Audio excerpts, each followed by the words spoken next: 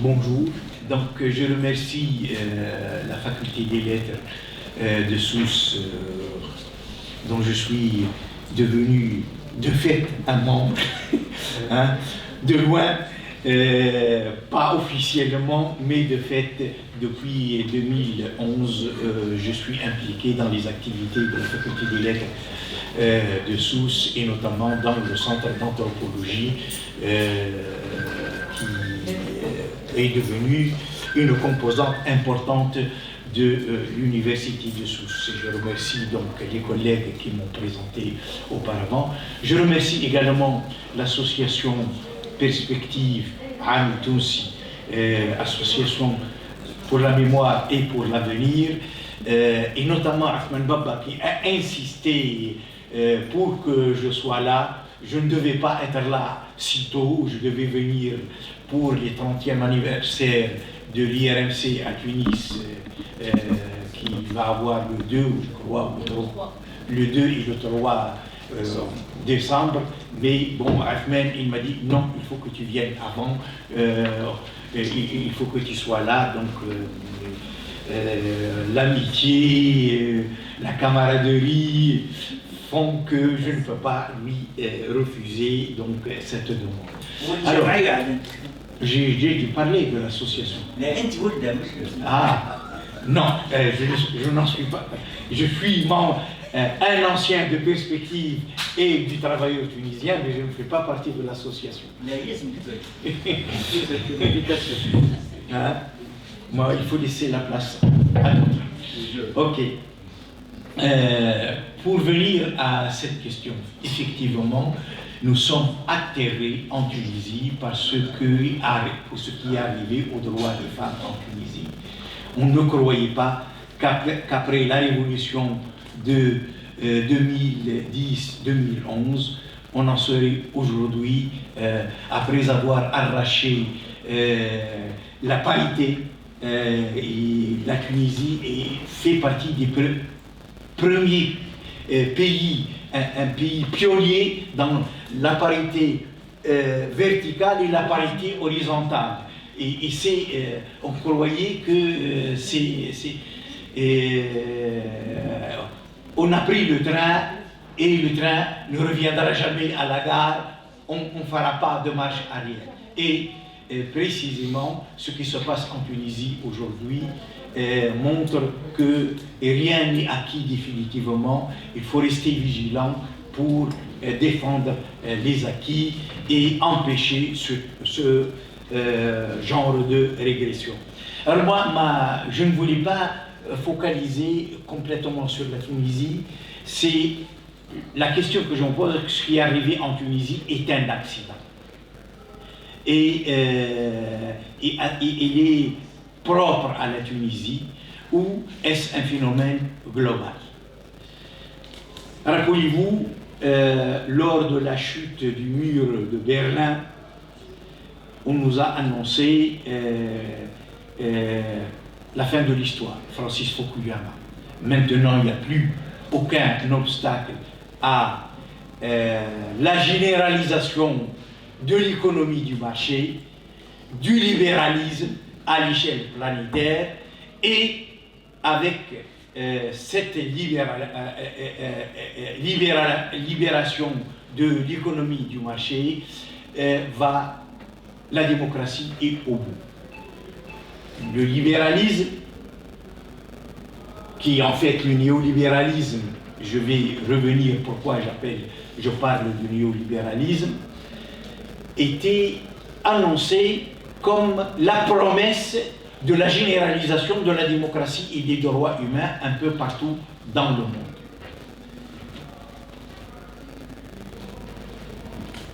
Et ce qu'on n'a pas vu venir, c'est que le néolibéralisme mondialisé, il n'a fait que réaliser ce qui était promis depuis les années 70, qui a permis l'élection de Thatcher, puis de Reagan aux États-Unis d'Amérique, et qui avait pour le laboratoire Le Chili de Pinochet depuis 1973. C'était le mariage du néolibéralisme. Pinochet était entouré par ceux qu'on appelait les Chicago Boys, formés au néolibéralisme à l'école de Chicago, qui est un des centres de la mondialisation de la pensée néolibérale. Et pendant les années 70, tous les penseurs, les grands penseurs du néolibéralisme se rendaient au Chili régulièrement, toutes les années, pour conseiller Pinochet, pour le féliciter pour ce qu'il réalisait pour le triomphe du néolibéralisme. C'est-à-dire, alors, peut-être libéralisme, néolibéralisme, je ne sais pas si c'est nécessaire, on reviendra dans le débat. Le néolibéralisme, par rapport au libéralisme, rapidement, le libéralisme demandait l'autonomie du marché, de l'économie du marché par rapport aux politiques, par rapport à l'État. La nouveauté avec le néolibéralisme, c'est on n'est plus dans la logique de l'autonomie de l'économie du marché par rapport à l'État, que l'État n'intervienne pas pour forcer le jeu des règles de l'économie du marché, mais avec le néolibéralisme, on veut imposer les règles de l'économie du marché au fonctionnement de l'État, au fonctionnement de toutes les institutions, au fonctionnement des universités, au fonctionnement même de la conduite des individus. Nous sommes tous en compétition les uns avec les autres, la concurrence généralisée et la logique de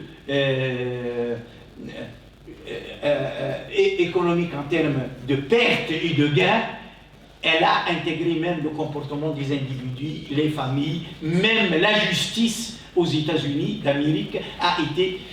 si on condamne quelqu'un en prison, est-ce que c'est plus profitable, ou si on le laisse maintient un criminel en liberté, est-ce que c'est plus profitable à l'économie? Vous lisez les théories des néolibéraux à ce niveau-là, c'est vraiment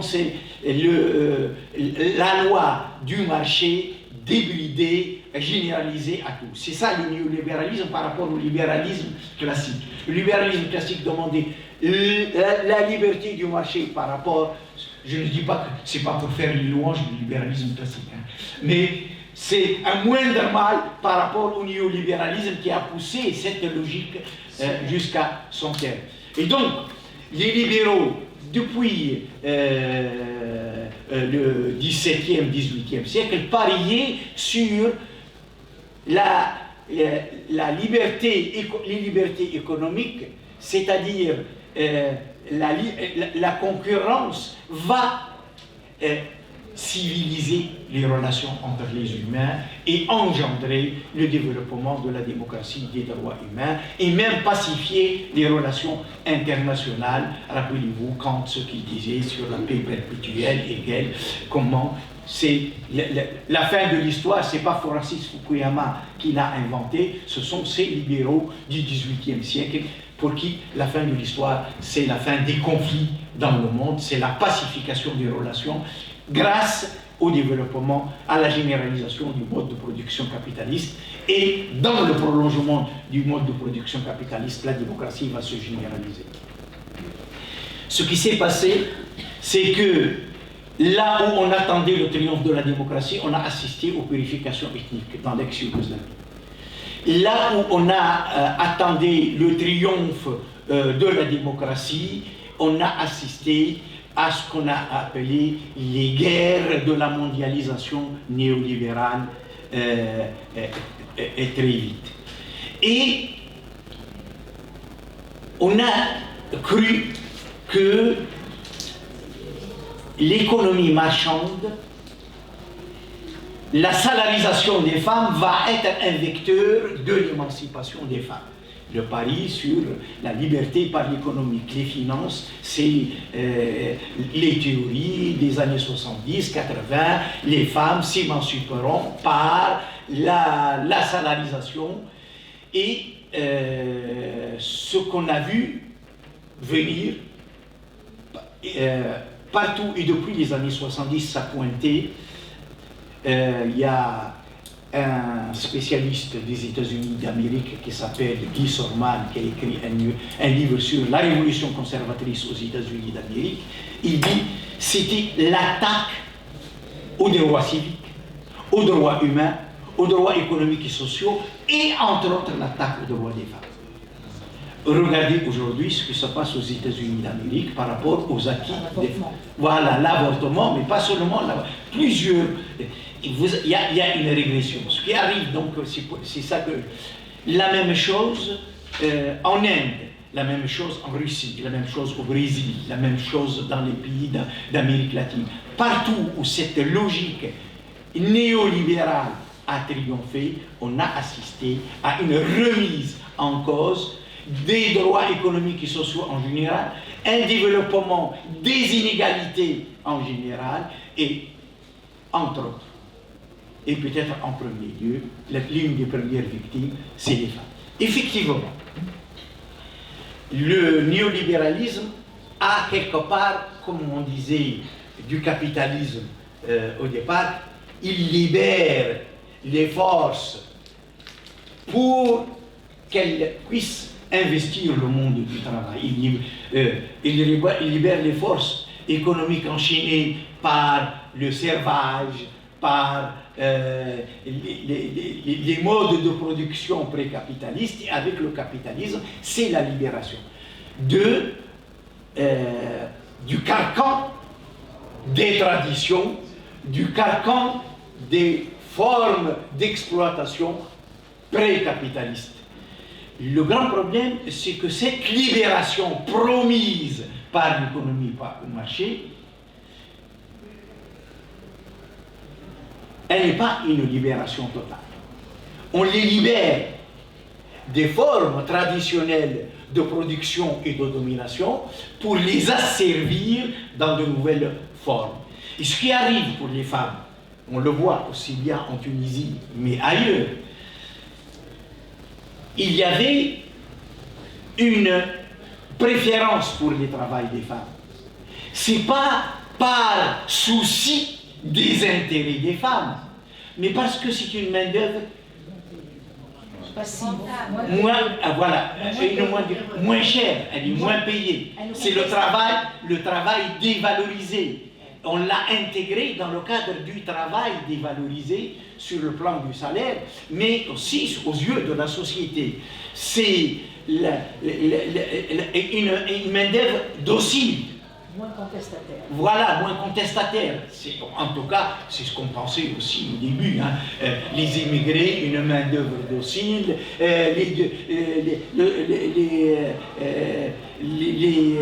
les classes, ceux qui viennent des sociétés, et le néolibéralisme a joué là-dessus. Vous savez, quand Thatcher a été élu, Hayek, l'un des papes du néolibéralisme, l'a félicité en lui disant c'est le plus beau cadeau d'anniversaire que j'ai eu. Ça a coïncidé avec son anniversaire d'élection de Thatcher, et il est allé la féliciter. Elle lui a dit ah oui, mais on suit vos travaux, vos livres sont lus par tous mes conseillers lisent vos travaux.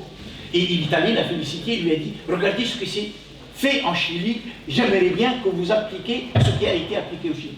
Elle lui a répondu oui, c'est bien ce qui a été. Nous regardons, nous apprécions beaucoup ce que vous avez fait faire au Chili, ce que vous avez conseillé au Chili, les réussites du Chili. Nous les apprécions beaucoup, mais nous avons des contre-pouvoirs qui nous empêchent de faire la même chose. Laissez-nous un peu de temps, le temps de faire reculer le poids de ces contre-pouvoirs pour qu'on puisse passer. Et les deux mandats de Thatcher étaient casser les syndicats, casser les services économiques, qui permettent donc et les droits économiques et sociaux. Et comment cela s'est passé? Par le biais de cette concurrence on fait jouer aux femmes, mais aussi à l'échelle planétaire, l'idélocalisation. On va produire dans les pays où la main-d'œuvre est plus docile et elle coûte moins cher, pour vendre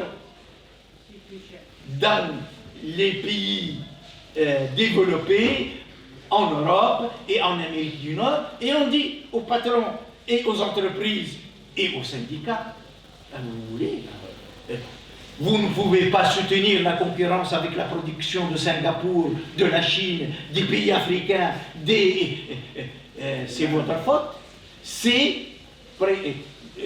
Vous n'avez qu'à faire comme eux, baisser les charges, baisser le coût du travail et c'est la flexibilité et donc le renoncement aux droits économiques et sociaux et le renoncement aux services publics coûteux par l'État parce que le mot d'ordre de Reagan qui s'est mondialisé à travers le néolibéralisme, c'est le problème. L'État, ce n'est pas la solution, l'État c'est le problème. Il faut moins d'État, moins de services publics, moins de... Et cela se traduit pour les femmes qui, précisément, ont profité pour accéder au monde du travail, obtenir une certaine autonomie. Mais cela, ce qui était pervers, c'est que, et là, la révolution conservatrice a volé au secours du néolibéralisme, c'est que cela ne s'est pas traduit par l'allègement de ces charges traditionnelles. Le rôle qu'elle jouait dans la société traditionnelle n'a pas diminué pour autant. Et donc elle a à la fois le travail salarié, le travail domestique, les rôles traditionnels, le travail sexuel. Hein, les secteurs où les femmes sont employées, la femme globalisée, la femme du néolibéralisme, elle est dans les secteurs dévalorisés. C'est bonne pour les enfants, femme de ménage, et le travail sexuel, en plus des charges traditionnelles de procréation, de mère de famille, de tout cela s'est ajouté et donc il y a une dégradation. Et à côté de cela, effectivement, en plus de cela, un recul. Nous avons vu, j'ai parlé tout à l'heure du recul sur les droits des femmes aux États-Unis d'Amérique, mais un peu partout dans le monde, et un retour des conceptions traditionnelles.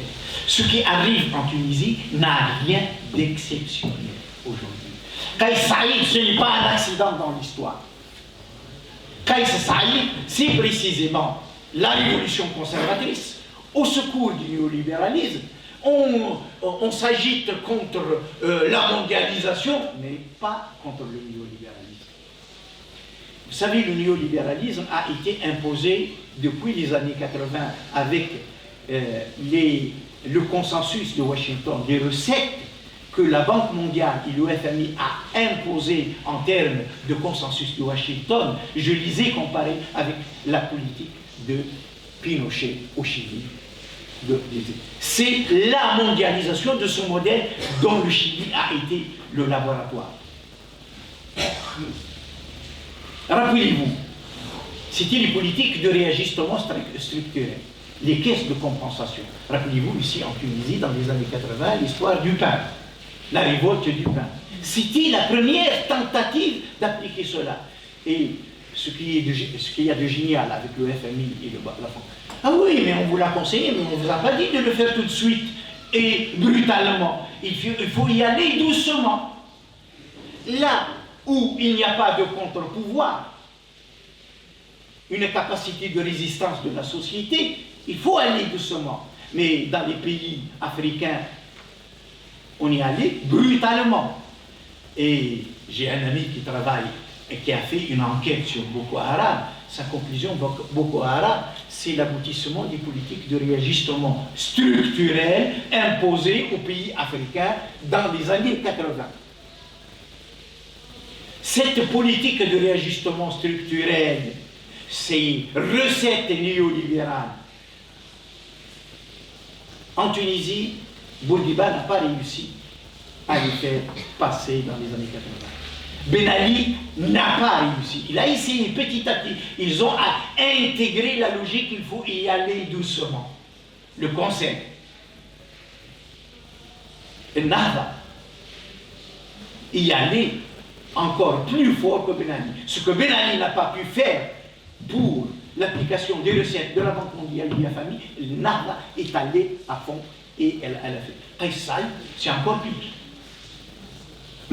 Et donc, c'est un autre visage de la révolution conservatrice. Je reviendrai, si vous voulez, sur ces notions de néolibéralisme et de révolution conservatrice. La révolution conservatrice a cette particulier d'avoir un double visage. Tantôt, c'est un visage religieux, fondamentaliste religieux, franc, clair, comme avec Nahda, l'islam politique, et tantôt elle a un visage nationaliste, chauvin,